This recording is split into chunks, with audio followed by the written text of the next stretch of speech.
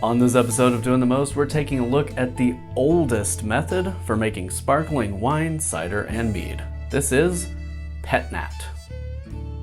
Homemade brews and various how-tos, everything from mead to roast, bake creation, fermentation, inebriation, doing the most. Pet-nat, petillant, naturel, is also referred to as the ancestral method of making sparkling wine, cider, and mead. Typically wine though, but in this episode we're going to use it to make a sparkling cider. Before we get started, a word of warning: don't try this at home, but if you do, be careful and wear safety glasses. Wear safety glasses and maybe gloves when you open that first bottle, just to make sure you haven't over-carbonated it and created a bottle bomb. And that's the thing about Pet-nat Naturel, is it's a little bit, you're at the whim of whatever happens inside the bottle. We can dial it in as close as we can using a little bit of science and our trusty hydrometer, but at the end of the day, you're at the mercy of what happens inside the bottle after you bottle it. So, what is Pet-nat?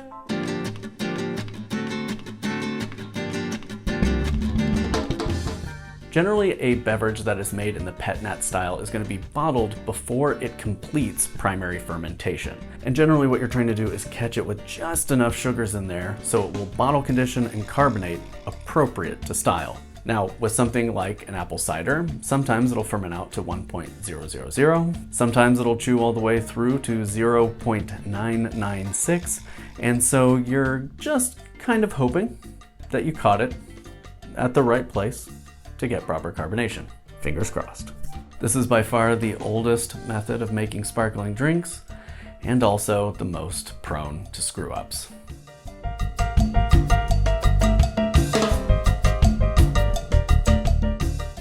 There are two methods generally employed to create a Pet-nat style drink. There's intermission or interruption. In the intermission style, winemakers will allow the wine to ferment all the way out to dry. Then they'll cold crash it and rack it off of all the sludge. Then at bottling, it will be dosed with a sugar solution, and a lot of times this will be grape juice fresh from the second pickings from the vineyard. That little bit of extra sugar will allow it to carbonate in the bottles, and the advantage is that it will be relatively clear compared to something that is bottled in the interruption style. The interruption method is a bit more rustic, and that's what we're gonna do here. Because really the intermission method is kind of just like adding priming sugar to a finished beverage, and you've seen me do that a whole bunch of times. In the interruption method, you actually bottle it before it's done fermenting, and you're trying to catch it at 1.005 or lower. And usually you're gonna wanna catch it a little bit lower than that, just in an abundance of caution. Now, a lot of wine and cider makers will bottle it, let it carbonate, and it's ready to go out. However, some will invert the bottles and allow the slurry of yeast and other particulate to settle down by the cap. And they may turn it every day in order to encourage all that stuff to find its way down to the bottom of the neck of the bottle. Then once everything is settled and it's nice and clear up here, they will freeze this plug here at the bottom. Turn it up at an angle, open the cap, and disgorge the plug. Then they may top up the bottle with the same wine, cap it, and preserve most of the carbonation that's still there in suspension. We are not going to be doing the freezing and disgorging process because it's a little bit dangerous, it's very finicky to do on the home scale, and we like the idea of this nice, hazy, rustic style cider. The interruption method, like we're going to show you here, is usually favored by folks in colder climates because you really have to catch it right at the right point at the end of fermentation for this to work properly. And so in cooler climates where the yeast is working a little bit slower, it's a lot easier to catch it at that right point.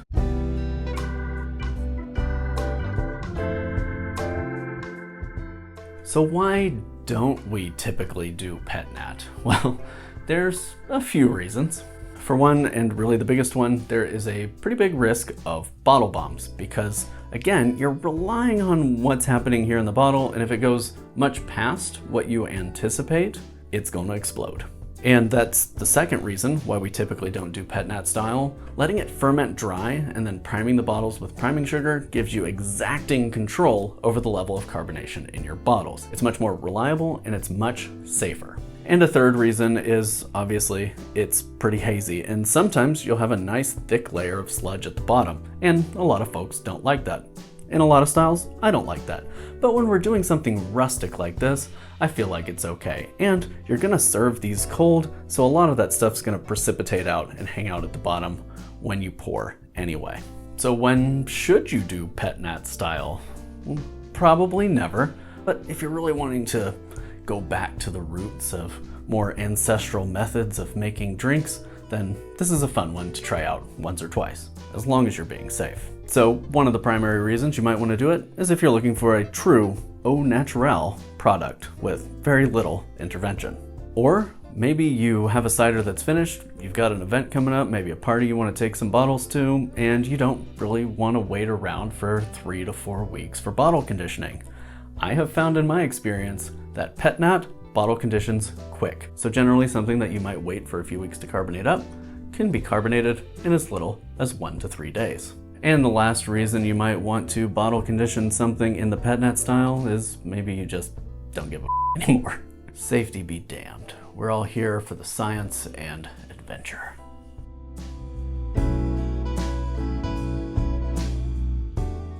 Let's quick talk about priming sugar. Generally, when you're bottle conditioning, you'll be using corn sugar as your priming sugar. Corn sugar has a gravity of 46 points per pound per gallon. So that means if you put a pound of corn sugar into a gallon of water, it should read 1.046. Usually, when you're adding priming sugar to something for bottle conditioning, you're adding about 1 ounce of corn sugar per gallon of liquid. So that's about 5 ounces, which is 5/16 of a pound. So that means the priming sugar in that batch gets you just under 3 points of gravity. So for example, if you add 5 ounces of corn sugar to a 5-gallon batch, and it's 1.000 before you add the priming sugar, afterward, your hydrometer should read somewhere around 1.0028 to 1.003. So if you think about it from that perspective, what we're trying to do is catch our fermentation around 1.0028 to 1.003 in order to have enough residual sugar at bottling, so when it's bottled, that's converted to the proper amount of carbon dioxide. Does that all make sense? Priming your batch should take it to around 1.003. We are trying to catch fermentation at 1.003 when we bottle. It's easy as that. From my experience doing batches like this, what I've found is that 1.002 is a nice gentle petillant, 1.003 is a pretty standard level of petillant, 1.004 is a pretty moderate carbonation, what I would call sparkling, and 1.005 takes it into cork popping champagne territory, which I've found that my 12-ounce beer bottles can hold just fine, but there may be some foam on the other end.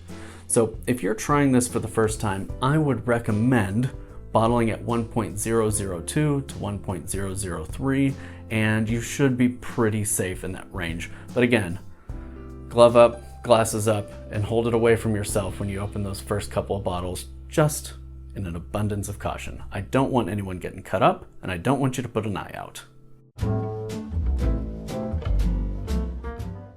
So for this video, we're gonna do this Pet-nat style as an apple cider. And this is a recipe I've brewed dozens of times, a recipe that I love and trust. And for the full breakdown of that recipe, check out the video link in the description or up here for our simple summer cider. It's delicious, it's crushable, and it's exactly what we're brewing here. We're just changing up how we're priming the bottles at the other end.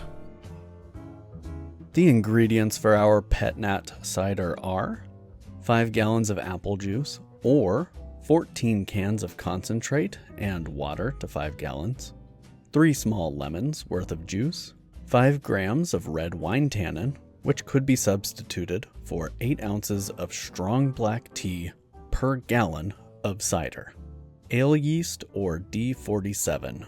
Here we're going to be using a slurry from Cosmic Punch, an ale yeast by Omega. To sweeten, we're going to use 1 pound of erythritol, a non-fermentable sweetener. This is a bit sweeter than I would typically make it. If you prefer this off dry or just on the cusp of semi-sweet, 1 cup of erythritol for a 5-gallon batch would suffice. When making cider, it's always nice to also be drinking cider. So if you can, start this process by cracking open a cold one. We've got all of our ingredients aggregated here, and one of my favorite things about this recipe is most of this stuff can come right from the grocery store. I'm making my batch here with canned apple juice concentrate. This is the simplest and lightest weight way of doing this recipe, and generally it's cheaper than buying whole gallons of apple juice. So our apple juice concentrate all goes in the bottom here. And we're using 14 cans of apple juice concentrate, which should get us to a gravity of between 1.046 and 1.050. Apple juice generally is in the range of 1.050, but since we are rehydrating apple juice concentrate, we'll have to be cognizant of how much water we add to this so we don't dilute it too much. Additionally, if you wanted it to be a little stronger, you could add an extra can or two of apple juice concentrate to increase the ABV. Often for this recipe, I would add pectic enzyme or pectinase, which helps break down the pectins in the apple juice, giving you a clearer product on the other end. But for this video, where we're doing a rustic style and we're expecting it to be nice and hazy, there's no reason to put pectic enzyme in this batch because that's kind of counter to the point of what we're doing. And really, in a lot of regions, a hazy, sparkling cider would be characteristic to style. Then our powdered wine tannin goes in, and this just gives it a little bit of a grippiness so it hangs around the palate. Then I'm sanitizing our lemons and juicing them. And the lemon juice will go right in, and some of the seeds may make their way in there or some pulp. Don't worry about that too much. We are, after all, making a rustic apple cider. I really love this citrus squeezer. I got it from my great-grandmother, and it's great for pressing lemons and oranges and limes, and I use it quite a bit. If you see one of these out at the flea market or thrift shop, make sure to pick one up.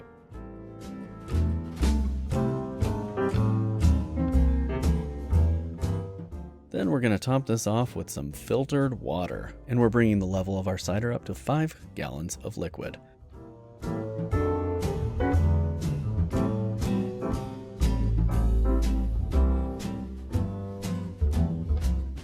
And then I'm adding that Cosmic Punch yeast slurry. I've already brewed with this yeast once, and this is the washed slurry from that previous batch. If you're not using a slurry and you're using yeast from a packet, you would just add it in right at this point. Then we're going to give it a nice stir to make sure everything is combined and the sugars from that apple juice concentrate are mixed throughout. That way we can get a good hydrometer reading on this.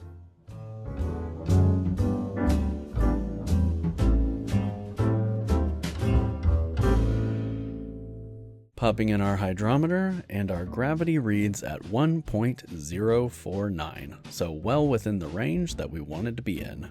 We'll throw an airlock on there and let it ferment for a few days, making sure to check our gravity every single day. As we near the end of fermentation, we'll start checking the gravity pretty regularly. Here I was checking it about every 2 hours to try and get it right at the point it hits 1.004. And as you can see, when you try and drop the hydrometer directly in, it reads way higher than the actual gravity. So you're going to have to pull a sample out of there and read it in a graduated cylinder. During active fermentation, even here at the end, there's a lot of gas suspended in the liquid, and that's going to lift your hydrometer up and out of the brew, causing an inaccurate reading. So you really want to spend time with your hydrometer sample in a graduated cylinder, probably up to 10 minutes, rocking it, shaking it, moving the hydrometer up and down to try and degas your sample as much as possible. Then what you're looking for is several consistent readings of the same range. So sometimes mine would read 1.010. I'd shake it, get it down to 1.008, shake it some more, get it down to 1.004, take the reading a few times, shake it a few times, and if that kept reading at that reading, I trusted that that is about where I'm at with fermentation. Definitely don't cut corners and take time during this process so you do it safely. After a little bit of degassing, we have our gravity of 1.004. So I'm going to get as much of a clean rack as I can, leaving behind the yeast cake that had formed, and take one more gravity reading just to ensure that I am truly in the range I hope to be in. That racking will help degas it some more, so you can have a little bit more confidence in your reading. Again, we are at 1.004. I then weighed out my erythritol for back sweetening, and I ran it through my Vitamix blender to powder it up. I learned this tip from subscriber Paula, that powdering your erythritol makes it a lot easier to dissolve into your brew. And then I added that pound of erythritol very slowly. Even though it is powdered and will be dissolving very quickly, it still creates nucleation sites where gas bubbles can form. If you create too many gas bubbles too fast, you will have an eruption. So it's important to add your sweetener very, very slowly so the bubbles can degas without erupting like a volcano out the top of your carboy. So over the course of about 10 minutes, I added it slowly. And then I got out my mash paddle and stirred it to combine. Once none of the erythritol was settling on the bottom of the carboy, I got it bottled up.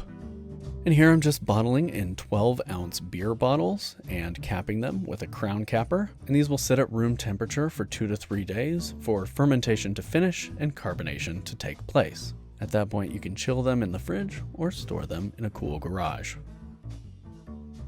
Cold liquid holds CO2 in suspension better than warm liquid, so definitely chill your bottles, get them nice and cold before you open them up. They'll be less likely to be gushers if you get them nice and cold before you open them.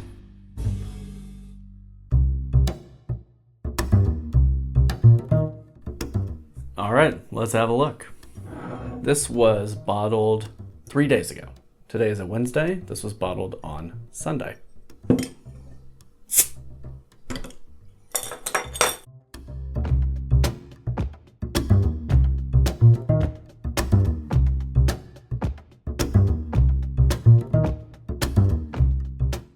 The one thing I love about this cider recipe, and whether or not it's Pet-nat or done the more traditional way, it's crushable quick, it's delicious, it's refreshing, and it's just cider with nothing else really getting in the way of it being a fresh, crisp apple flavor. Yep, that's exactly what you want. With that little bit of tannin in there, it clings around the palate, but that lemon juice gives it a nice, fresh brightness. It feels fresh, like a crisp, like Granny Smith apple. Really juicy, but also nice and sharp. It doesn't coat your mouth like applesauce. It tastes like biting into a fresh, beautifully ripe apple. Excellent. Sweetness level for this time of year is on point too. Really, really nice. I hope you found this video interesting or helpful or insightful. And if you're gonna do Pet-nat style brewing, please let me know in the comments how it turns out or send us an email. I'm always curious to learn what you're learning out there with your homebrew experiments. You can of course follow us on all the things, including joining our Discord server, which I would really encourage you to do because there are a lot of helpful folks there. And thank you for subscribing. If you haven't yet subscribed, feel free to click that subscribe button down underneath the video and ring that notification bell so you never miss out on a new Doing the Most video. Until next time, happy brewing, cheers, and enjoy the holidays.